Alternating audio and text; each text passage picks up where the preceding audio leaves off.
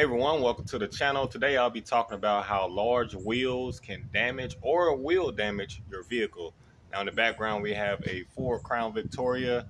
Now the reason I have that vehicle in the background is because when we think of large wheels, or if you think about buying some wheels large, most people have seen one of these cars sitting on some big wheels, whether that's some 22s, 24s, 26s.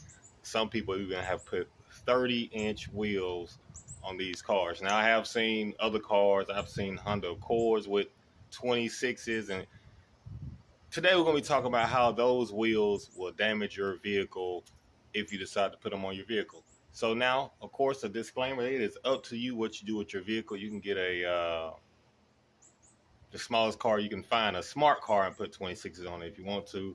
I'm just going to be going over how that can or will damage your vehicle. Now you see what we have here. This is your wheel well. So basically what happens is, let's say we have this one is a 16. Now if I wanted to go with something larger, let's say some, what do y'all say, some 22s, 24s maybe. Let's say we go with some 22s. All right, so we can take this off, put the 22s on. Now it's going to pretty much fill this in. So either I'm going to have to lift the car up some so you have some space, right? Or you might have to do a little trimming. Now with some 22s, luckily on this car, all you have to do is pretty much do like a little slight lift on the inside, and then you can get those to fit without having to do any trimming to the vehicle. But how does that damage your vehicle? Well, if you're going to have to flex your suspension, which is on the inside of here. Now I won't get into showing you guys all the mechanics of how that stuff works, but you have suspension, you have ball joints, upper, lower, control arms, bushings, and all that. So basically the vehicle is made to be level like this. So once you start putting wheels, you're going to be flexing or pulling on those parts. It means you're going to be putting more wear and tear on those parts, and you're going to have to replace them early. Now also you got to remember you're going to be hitting bumps. So if you already have your components already stretched and flexed, and you're hitting those bumps, you're going to be putting more wear and tear once again, or damaging those parts. Next, let's say we have some 24s. So let's say the 22s fit, you don't have to do any trimming, but let's say you want to go with some 24s on here. Well, guess what? You might have to do a little trimming, especially if you're going to go with some 26s. What do I mean by trimming? Which means you might have to trim some of this wheel well to get that to fit. Also, you have a frame under your vehicle. If you want to be able to turn those big wheels, you might have to trim some of the frame as well. Now, if you're cutting on your vehicle, to me, I consider that as, modifying it, you're taking away the integrity of the vehicle. That's you slightly damaging the vehicle, because what happens is once you do those modifications as far as trimming, cutting on the frame and all that good stuff, if you ever decide to put these factory wheels back on, you will off the back notice that it doesn't sit the proper way. You'll better see all those huge gaps. I'm pretty sure you guys have seen cars that look like they used to have big wheels on them, but that's because they've been modified, and rarely do you see those cars go back to a normal look. You might be saying, well, that's no big deal, man. I had to take it to the shop, get all that done, we'll be good to go. Okay. Now you have your powertrain, which is your motor, your transmission, and your rear differential, right? Now, luckily, this car here, the reason you see these cars a lot with the big wheels, because it has a V8, it can handle the bigger wheels. But most cars nowadays have, like the 4-cylinder or V6 or some kind of small 4-cylinder turbo. Those are not made to be turning the big wheels. Even some trucks now, a lot of trucks have like a V6 or something like that in them as well. So you don't get a lot of that low end torque or anything like that. So when you put those bigger wheels on there, you're going to be doing more wear and tear on the engine, because bigger wheels are a lot heavier than the standard wheels on here. Because you think about it, it's just a bigger wheel, right?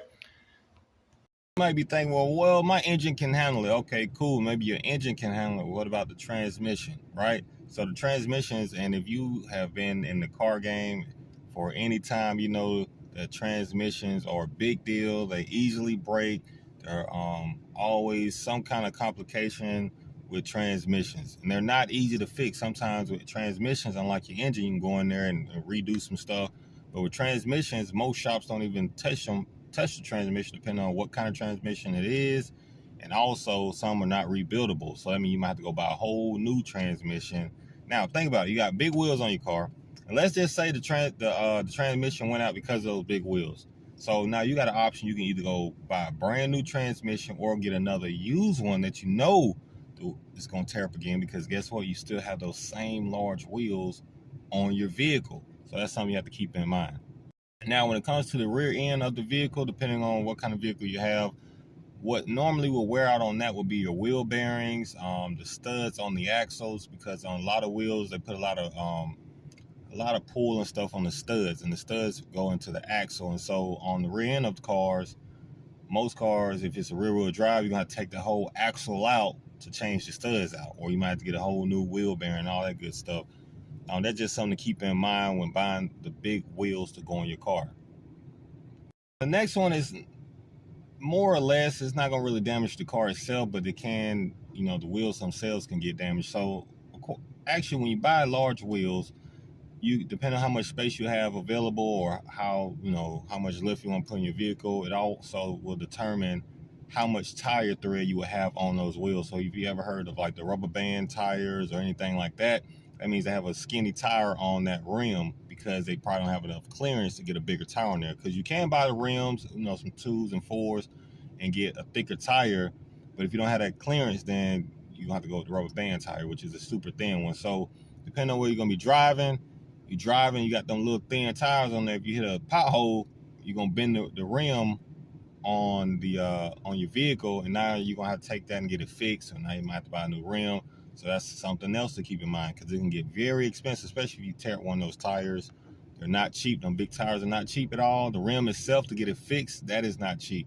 So if you want to go with those big rims, you want to actually go with a thick enough tire, so you catch some of that cushion if you're gonna be living in an area that got rough roads, or if you plan on going out of town, you don't know what the roads are, and you hit one of those potholes, you're gonna be on the side of the road with a bent rim, because all your air gonna come out, because you done hit a pothole and you got little skinny tires on there.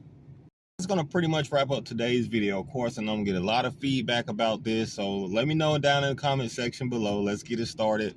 What you guys' experience is. If you're new to getting wheels and you just want to get a general idea, hope this helps. If you've had rims before, was there any maintenance you had to do to the vehicle after getting the wheels?